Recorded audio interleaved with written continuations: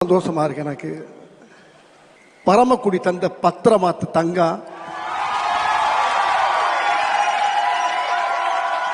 பத்மஸ்ரீ என் அன்பு அண்ணன் கமல் அவர்களுக்கு இன்னைக்கு 60 ஆண்டு காலம் திரைத்துறையிலே பயணம் செய்ததற்கு இங்கு பாராட்டு நடக்குது.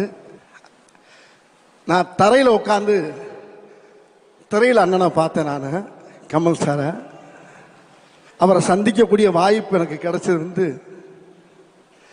சிங்கார வேலன் என்ற ஒரு படத்தில் எனக்கு கிடைச்சிச்சு. எனக்கு அந்த வாய்ப்பு கொடுத்தது அண்ணன் ஆர்வி உதயகுமார் அவர்கள்.